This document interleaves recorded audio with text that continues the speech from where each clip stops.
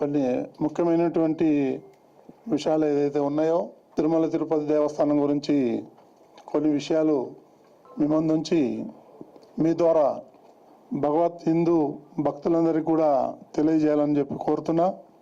ఇప్పటి వరకు 9 మాసాలు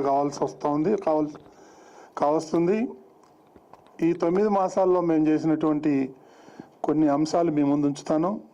ఈ అన్నప్రసాదం ఏదైతే ఉందో సుమారు ప్రతిరోజు 2 లక్షల మంది భోజనం చేస్తారు.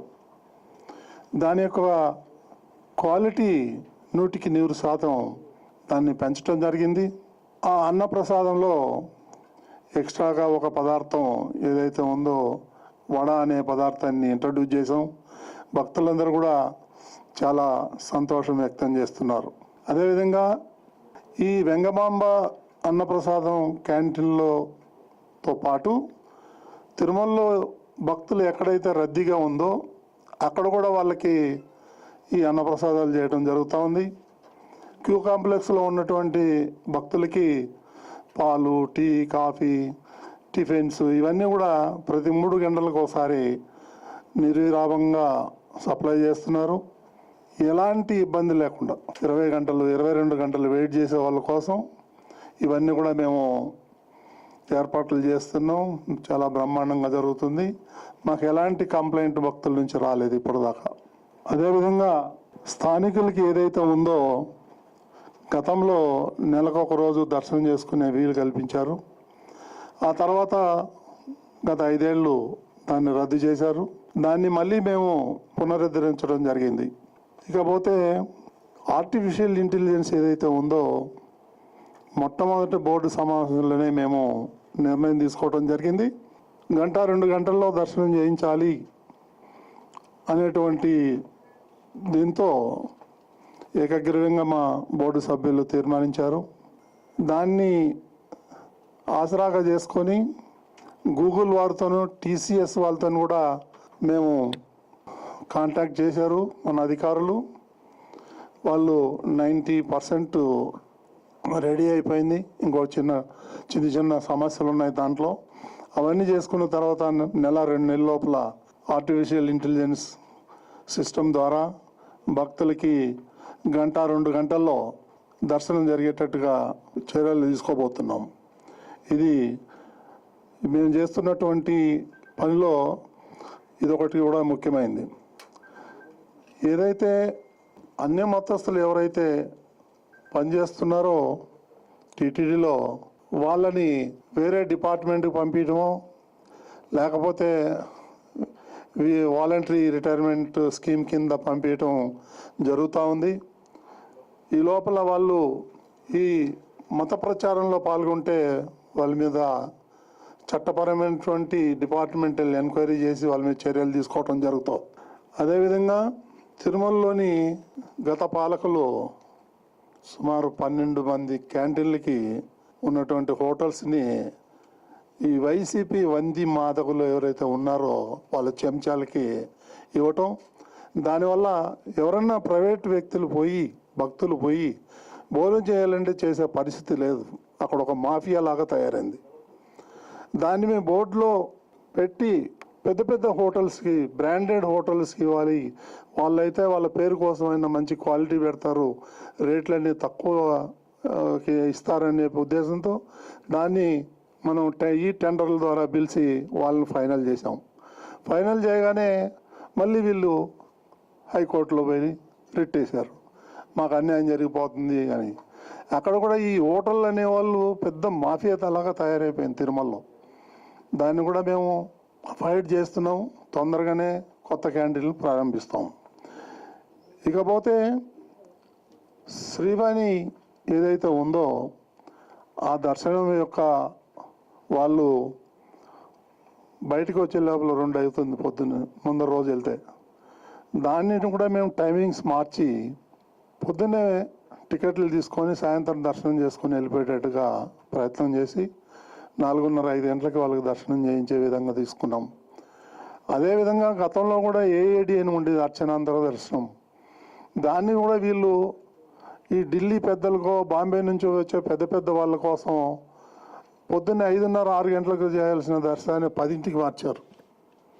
దాన్ని కూడా మేమంతా ఆలోచన చేసి ఇప్పుడు 5:45కు ఏడి అంటే విఐపి దర్శనాలు చేయించేసి 8:30 కల్లా క్లోజ్ చేస్తే ఆ తర్వాత సామాన్య భక్తులకు అందరికీ కూడా వెసులుబాటు జరుగుతూ ఉంది. అది కూడా మార్చేసాం. ఇకపోతే CM chief minister Shri Nara Chandrababu Naidu గారి ఆదేశాల మేరకు ఒంటిమిట్టలో ఏదైతే అన్నదాన కార్యక్రమం పెట్టాలని మాకు సీతారామ కళ్యాణం రోజున మమ్మల్ని ఆదేశించారు. అది ఇప్పుడు నిరంతరాయంగా కొనసాగుతుంది. దానికి కూడా టీటీడీ నుంచి 4 కోట్ల రూపాయలు ఖర్చు పెట్టి అక్కడ ఉన్నటువంటి ఏర్పాట్లన్నీ చేయాలని చెప్పి నిర్ణయం తీసుకోవడం జరిగింది. అదేవిధంగా భద్రతా చర్యలలో భాగంగా అలిపిరిలో ఏదైతే ఉందో ఆ స్కానర్లు కావచ్చు, ఇంకా ఇతర కూడా దాన్ని అప్గ్రేడ్ చేస్తున్నాం. ఎందుకంటే అక్కడ చెకింగ్ కూడా చాలా స్లోగా జరుగుతుంది. దాన్ని అత్యాధునికమైనటువంటి పరికరాలు సమకూర్చుకోవటం జరుగుతూ ఉంది. అదేవిధంగా ఈ తిరుమలలో ప్రసాదాలు కానీ ఈ దర్శనాలు కానీ ఈ సైబర్ నేరగాళ్ళు ఎంటర్ అవుతున్నారు. సుమారు ఈ 1 ఇయర్లో 30,000 దొంగ వెబ్సైట్లన్నీ కూడా మేము వాటిని క్రాష్ చేసి వాటిని క్లోజ్ చేయటం జరిగింది. ఫ్యూచర్లో అవన్నీ కాకుండా ఉండాలంటే ఏం చేయాలి అనేది ఇప్పుడు ఒక కొత్త సైబర్ సెక్యూరిటీ ల్యాబ్ని నిర్మించాలనేటువంటి ఆలోచన వచ్చింది. ఆ దిశగా కూడా మేము ప్రయత్నం చేస్తున్నాను.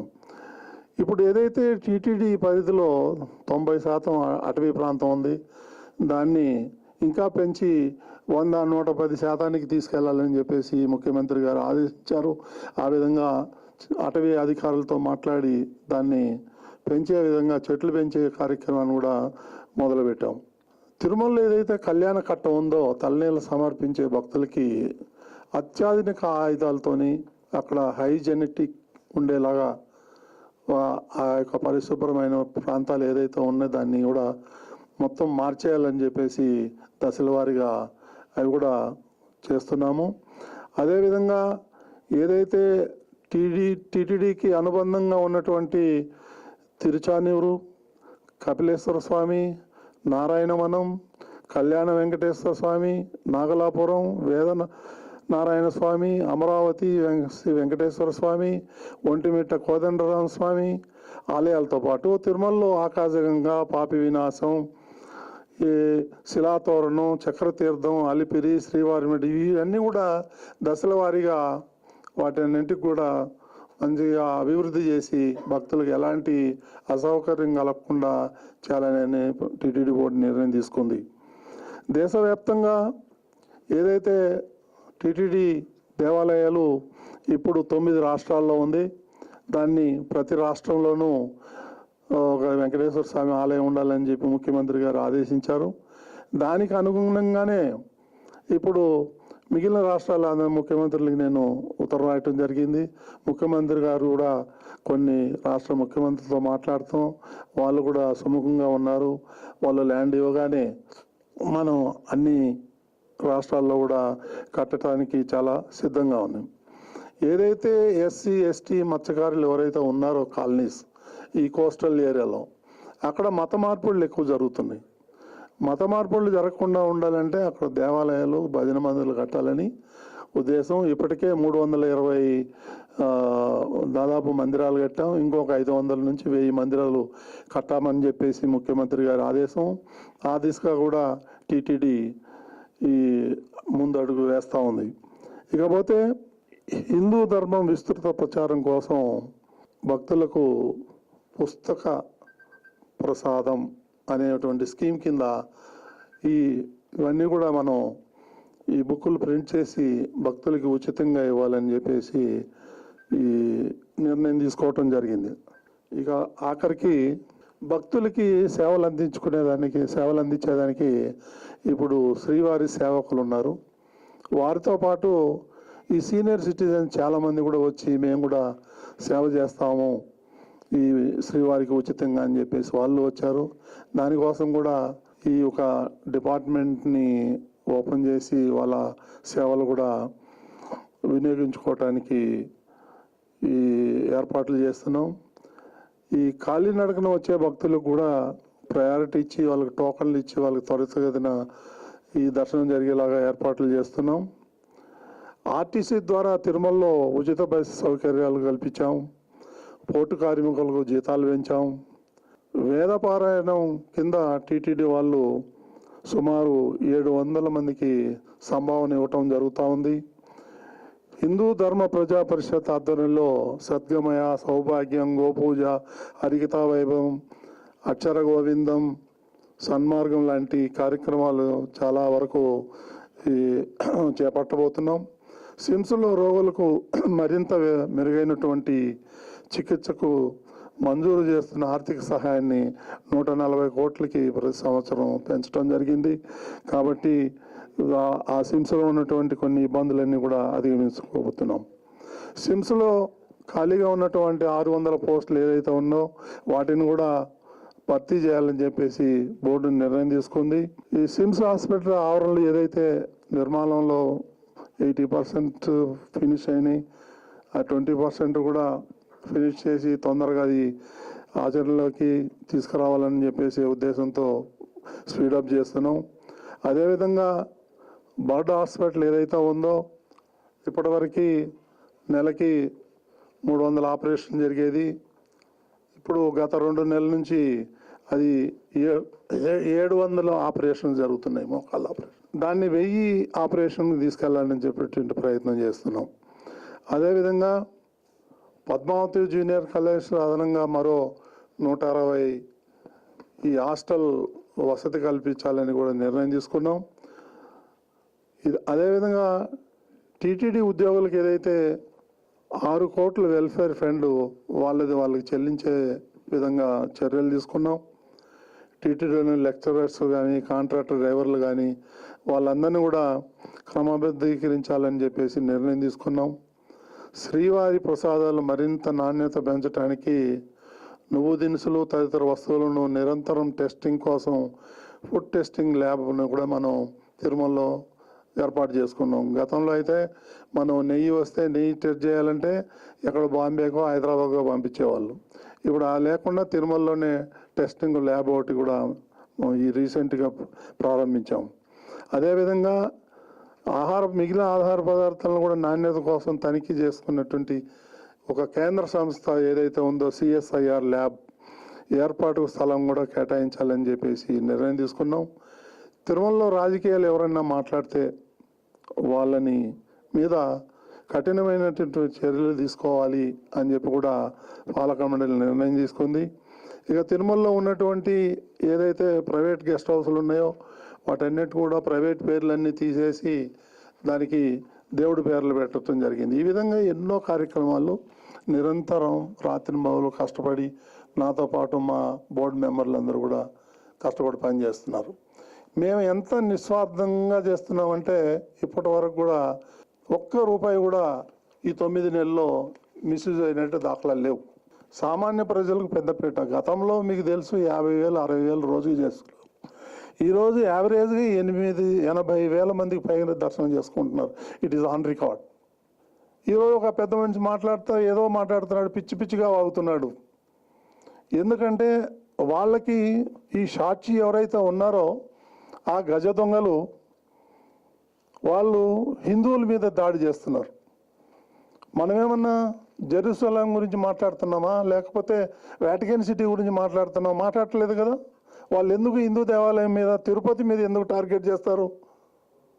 జగన్మోహన్ రెడ్డి కానీ, భారతి రెడ్డి కానీ, కరుణాకర్ రెడ్డి కానీ వీళ్ళందరూ ఎవరు? నన్ను సూటిగా ప్రశ్నిస్తున్నా. వాళ్ళందరూ క్రిస్టియన్స్. వాళ్ళేంటి మన హిందూ దేవాలయం మీద దాడి చేసేది? మనం ఊరుకుందామా, ప్రతిఘటిద్దామా అని చెప్పేసి నేను యావత్ ప్రపంచానికి నేను తెలియజేయదలుచుకున్నాను. ప్రతి చిన్నమైన విషయానికి రాద్ధాంతం చేసి హిందువుల యొక్క మనోభావాలను దెబ్బతీస్తున్నారు వాళ్ళు. రమ్మనండి భారతిరెడ్డిని, జగన్మోహన్ రెడ్డిని వచ్చి తల్లినీళ్ళు ఇచ్చి గుండు కొట్టించుకొని నామాలు పెట్టుకొని కోనేట్లో మునిగి వెళ్ళమనండి దర్శనానికి. అప్పుడు మేము జై అంటాం వాళ్ళతోనే.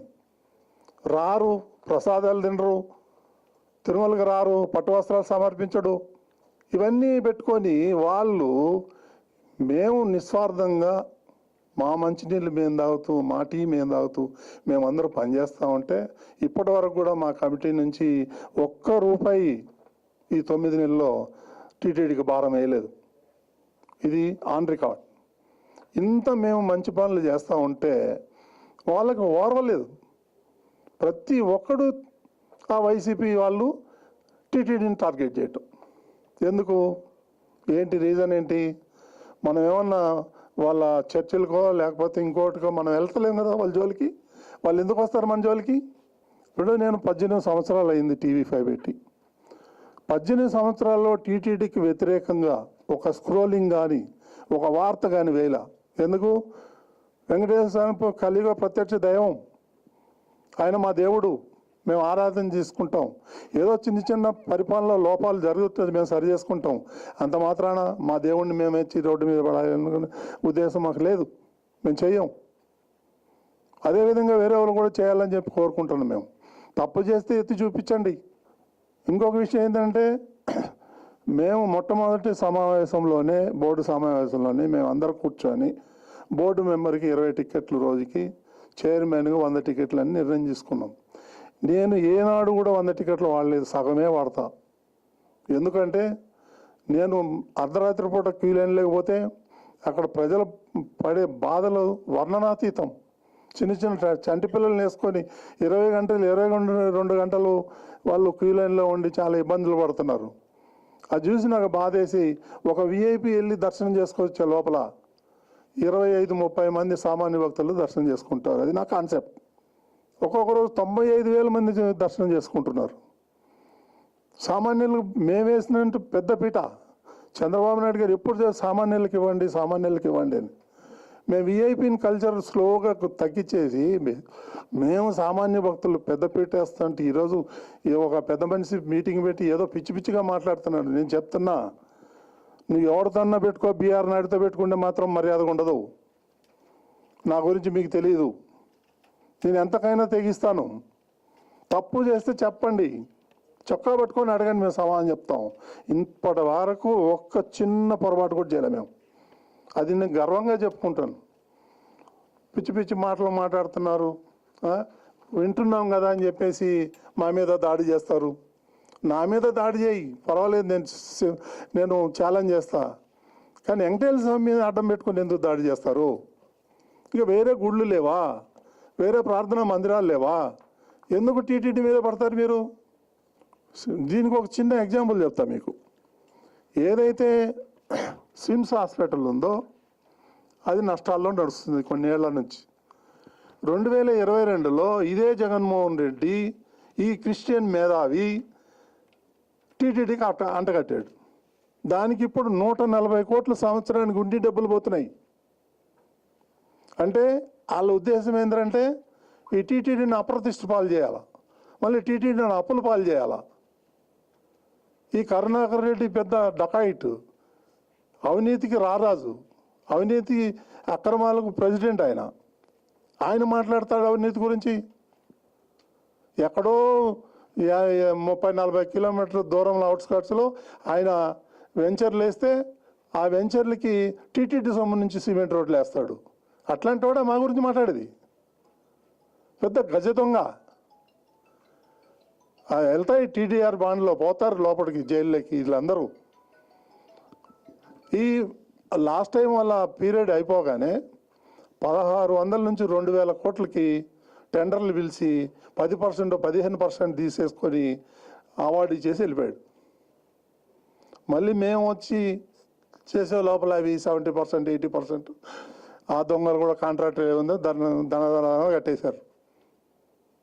ఈ విధంగా ఎన్ని అక్రమాలు చేశాడంటే కరుణాకర్ రెడ్డి. నేను వేరే వాళ్ళని ఎవరిని విమర్శించట్లా. ఎంతో కొంత మిగిలిన అధ్యక్షులందరూ కూడా ఎంతో కొంత అందరూ దేవుడికి సేవ చేసిన వాళ్ళే, వాళ్ళు నేనేమంటలే. ఈ ఏదైతే గజదొంగ ఉన్నాడో కరుణాకర్ రెడ్డి అనే రాస్కెల్ ఎవడైతే ఉన్నాడో వాడు తిరుమలని భ్రష్టు పట్టిస్తున్నాడు. ప్రతిదీ పొద్దున్న లేస్తే సాయంత్రం దాకా వాడు అని కొడుకు ఇద్దరు దండాలు తప్ప వేరేదేం లేదు అక్కడ. వాడేదో పెద్ద బీరాలు రమ్మంటే ఛాలెంజ్ చేస్తారా? నీ ఆయాంలో ఏమేమో అవినీతి జరిగిందని నేను ప్రూవ్ చేస్తా.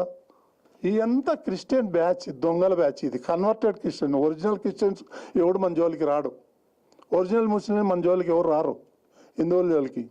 వీళ్ళంతా కన్వర్టెడ్ క్రిస్టియన్స్ కాబట్టి వాళ్ళు ఇష్టం వచ్చినట్టు మాట్లాడతారు. మేము పడాలనా? మాకేం అవసరం? మేమెందుకు పడతాం? తిరగబడతాం. అదేవిధంగా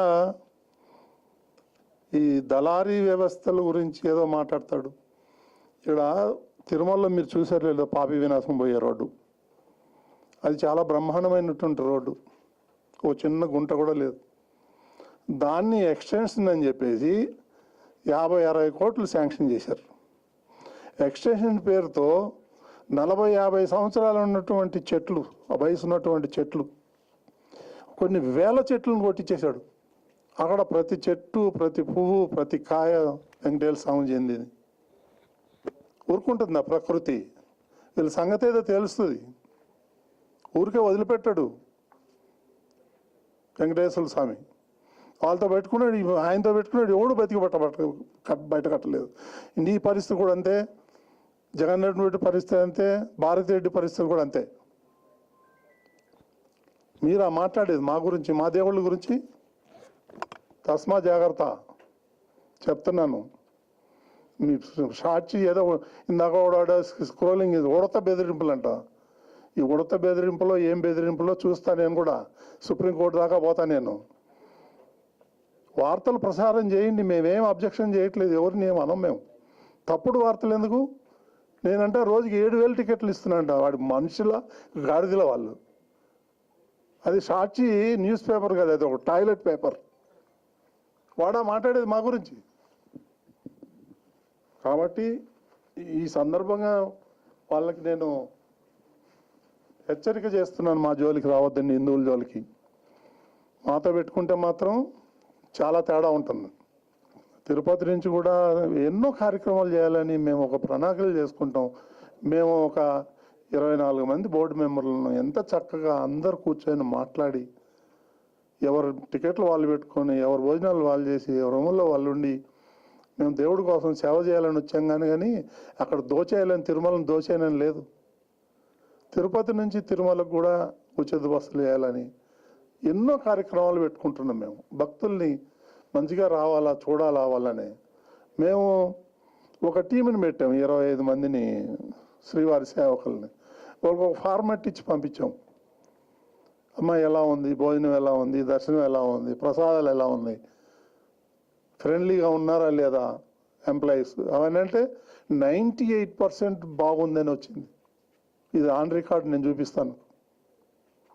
ఇదే కరుణాకర్ రెడ్డి దొంగ రోజుకి 5,000-6,000 టికెట్లు ఇచ్చాడు. కింద తిరుపతిలో పెద్ద మాఫియాలాగా దుకాణం పెట్టేశాడు. వాడొక దుకాణం, ఆయన కొడుకు ఒక దుకాణం, ఆయన భార్య ఒక దుకాణం, ఆయన మరదలు ఒక దుకాణం. టికెట్లు అమ్ముకొని పాపం సొమ్ము తినేసి వాళ్ళు ఈరోజు తిరుమల గురించి మాట్లాడతారు. ఒక్కొక్కరు తవ్వితే ప్రతి ఫైల్లోనూ అవినీతి, ప్రతి ఫైల్లోనూ అవినీతి. ఇందాక చెప్తాడు గోశాలలో గోవులు చచ్చిపోయినాయి. ఎవడు గోశాల నడిపింది? నీ మేనమామ హరినాథ్ రెడ్డి కదా ఇన్ఛార్జి. ఆయనే కదా గోవులు చంపింది, నువ్వే కదా చంపించింది, నీ మేనమామే కదా ఆయన. స్టాంపేడ్ గురించి మాట్లాడతాడు. స్టాంపేడ్ ఎవరు? అక్కడ కూడా ఇన్ఛార్జ్ హరినాథ్ రెడ్డి, ఒక డిఎస్పీ నీకు చెంచా. వీళ్ళిద్దరి వల్లే కదా, వీళ్ళిద్దరే సస్పెండ్ అయ్యారు కదా.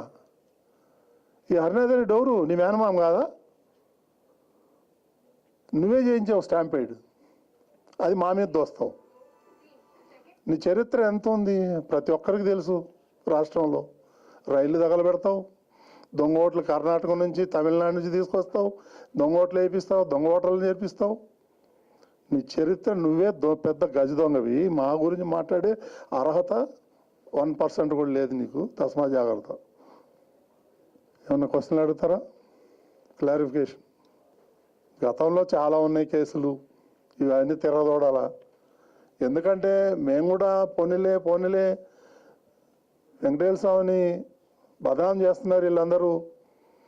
అనవసరంగా మీడియాకి ఎక్కితే మన పరువే పోతుంది, హిందువుల పరువే పోతుంది, టీటీడీ పరువు పోతుందనే ఉద్దేశంతో మనం కొన్ని చూసి చూడనట్టుగా పోయినాం. కానీ వాళ్ళు అట్లా పోతా ఉంటే ఎదురు దాడి చేస్తున్నారు మా మీద. మా మంచినీళ్ళు మేము కింద నుంచి తీసుకెళ్తాం పైకి. ఎవరు కూడా ఏమి అక్కడ టీ కూడా తాగం. ఎందుకు తాగం? మెంబర్లకి ఏమీ సంబంధం లేదు, టీటీడీ చైర్మన్కి ఉంది. కానీ ఆడ ఎక్కడ సంతకం పెట్టాడు? దొంగ కదా, తెలుసు కదా. క్రిమినల్ ఎట్లా ఉంటాడో దొరుకుతాడా? అమాయకులు పోతారు లోపలికి. ఎవరు సప్లై చేశారు? ముస్లింకి ఇస్తారండి. కల్తీనేమి ఇచ్చేది? డాల్డా కలిపి తీసుకొచ్చాడు.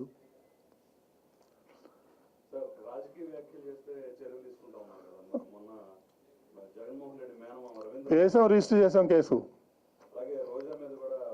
రోజా రాజకీయ వ్యాఖ్యలు ఏం చేయలేదు.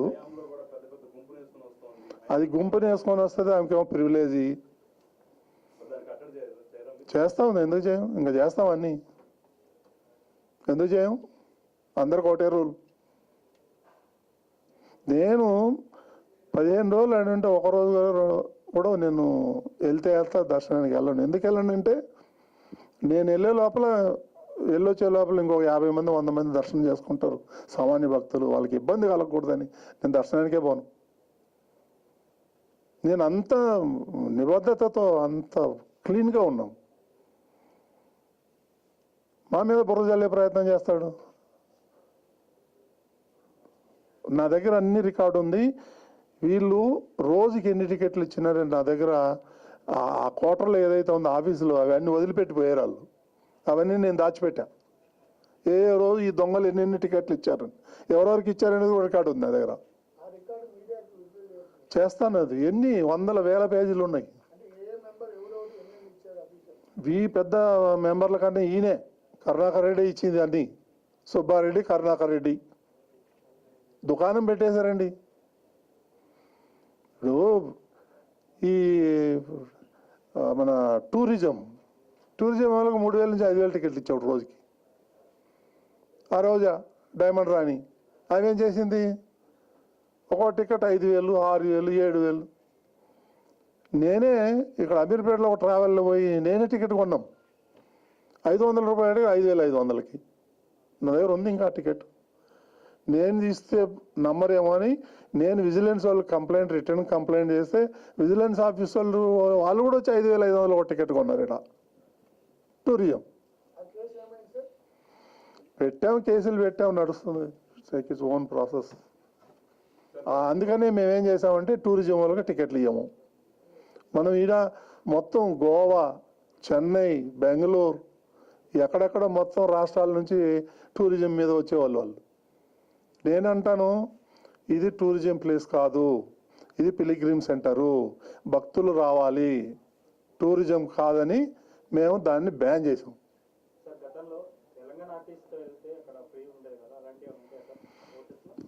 అదే దాన్ని కూడా మిస్యూజ్ చేశారు.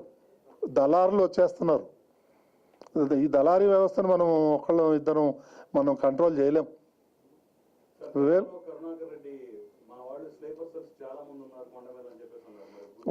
ఉన్నారు. I to agri. దొంగలు ఉన్నారు, పట్టుకుంటున్నాం. ఇప్పుడు అయితే మాత్రం మీరు ఎక్కడ కూడా ఒక్క టికెట్ బ్లాక్లో దొరకదు. గర్వంగా చెప్పుకుంటాం మేము. అంత కంట్రోల్ చేసి పడేసాం. గత ప్రభుత్వం టీటీడీలో అన్ని మతస్థులని బాగా చేర్చిందని చెప్పేసి ఆరోపణలు ఉన్నాయి. వారి పరిస్థితి తొలగిస్తారా లేకపోతే ఏం చేస్తారు? అదే మాట్లాడుతున్నాము. వాళ్ళకి విఆర్ఎస్ ఇచ్చి పంపిద్దాం, ఏం చేయాలి, లేదంటే అక్కడ వేరే దానికి డిపార్ట్మెంట్కి గవర్నమెంట్కి సరఫరా చేయాలని. గవర్నమెంట్ వాళ్ళన్న మా దగ్గర ఎక్సెస్ ఉన్నారు, మాకు వద్దంటున్నారు. అది సీఎంతో మాట్లాడి చేయించాలి. కొంతమంది వెళ్ళిపోయారు, కొంతమంది ఉన్నారు విఆర్ఎస్కి అప్లై చేయాలని. అప్లై చేశారు కూడా. వాళ్ళు మేము దశల వారికి పంపిస్తాం. 280 మంది నా లెక్క ప్రకారం. బట్ ఆన్ రికార్డ్ అయితే ఒక 40-50 మంది ఉన్నట్టు. మొత్తం అయితే ఏరేస్తాను. నేను భయపడే సమస్య లేదు, నేను వదిలిపెట్టే సమస్య లేదు. హిందువులు 300, 400, 500 కిలోమీటర్లు నడిచి వచ్చి ముళ్ళె కట్టుకొని వచ్చి ఆ ఉండిలో డబ్బులు వేస్తే ఎంత భక్తి భావంతో వచ్చి ఉండిళ్ళు డబ్బులు వేస్తారండి. ఆ డబ్బులు మనమేమో ఈ సట్కారీ వాళ్ళకి జీతాలు ఇచ్చి క్రిస్టియన్స్కి వాళ్ళని పెంచి పోషించి వాళ్ళు బయట పోయి చర్చిల్లో మనకు హిందూ మతానికి వ్యతిరేకంగా పనిచేస్తున్నారు. వాళ్ళని కంటిన్యూ చేద్దామా? దాన్ని ఒక లెవెల్కి తీసుకెళ్ళిపోయారు. అది పెంచకూడదు, తగ్గించకూడదు, ఆ లెవెల్ మెయింటైన్ చేయాలి. లేకపోతే ఇప్పటికే వాళ్ళందరూ కూడా ఈ రకంగా ఈ వర్కులు ఇచ్చేసి వేల కోట్ల వర్కులు ఇచ్చేసి దాన్ని భ్రష్టు పట్టించేశారు. మనకు ఇది కనుక లేకపోతే మైనస్లోకి వెళ్ళిపోతాం మన అకౌంట్లకి.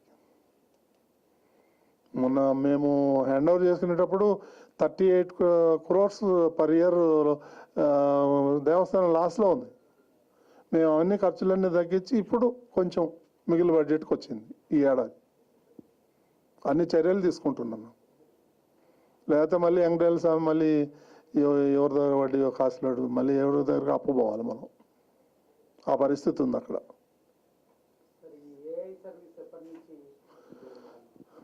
గూగుల్ వాళ్ళు టీసీఎస్ వాళ్ళు సీరియస్గా వర్కౌట్ చేస్తున్నారు. ఏదైతే దానికి ఆధార్ కూడా లింక్ చేయబోతున్నాము, ఆధార్ లింకేజ్ చేసేటప్పుడు అది ఎవరు కూడా హ్యాక్ చేయకూడదు. అది చాలా డేంజర్ అని, అది హ్యాక్ చేయకుండా ఉంటే ఏం చేయాలని దాని మీద వర్కౌట్ చేస్తున్నారు. ట్యూనింగ్లో ఉంది, అది అయిపోతుంది ఫైనల్ ట్యూనింగ్లో.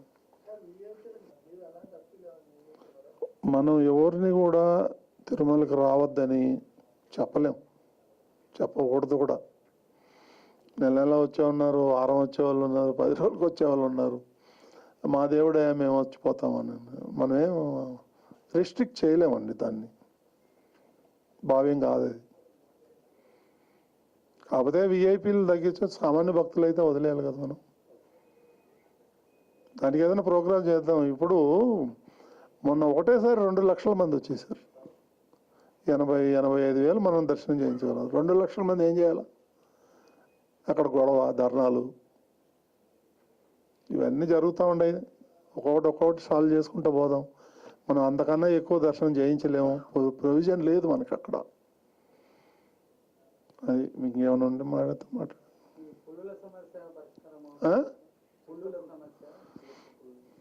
అది పులుల సమస్య అనేది ఈ పిచ్చి తుగ్గులకు లాగా కర్రలు ఇస్తాం, అది ఇస్తాం అనేది అవన్నీ లేవు. ఆ సిస్టమ్ అంతా పోయింది. అర్థమైందా? గ్రూపులుగా పంపించడమే.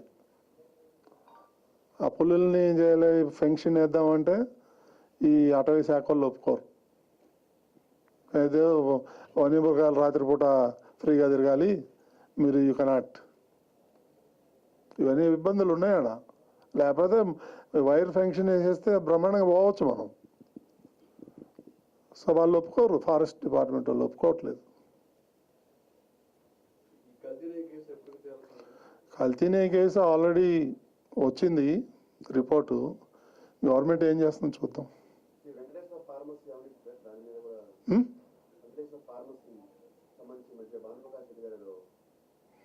ఒకటేంటండి ఫార్మసీ ఈజ్ ఎ స్మాల్. ఇప్పుడు మీ అందరికీ తెలుసు, అక్కడ మొక్కుంటారు పిల్లలు పుడితే, నాకు కొడుకు పుడితే ఆయన వెయిట్ కాయిన్స్ వేస్తామని. అందులో కూడా 100-200 కోట్లు తినేశారు. ఇదే కరుణాకర్ రెడ్డి.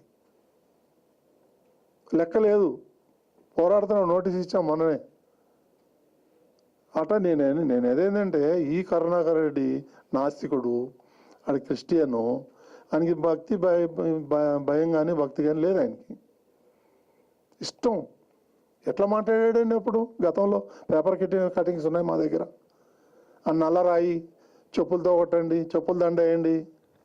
వెంకటేశ్వర స్వామిని మన దరిద్రం కాకపోతే వాడిని 2 సార్లు టీటీడీ చైర్మన్ చేశారు. ఎట్లా ఉంటుంది? ఇంకా అప్పులు వేషం వేసుకున్నట్టు వేసుకొని బొట్టు పెట్టుకొని నీతి మాటలు మాట్లాడు చేసేదన్నీ దొంగ పనులే. గత ప్రభుత్వంలో కొండపైకి అక్రమంగా మందు బాటిల్ కానీ ఇతర మద్యం సీసాలు అనుమతి లేకుండా కూడా చాలా తీసుకెళ్ళినటువంటి ఆనవాళ్ళు కూడా ఉన్నాయి. ఎందుకు లేవు?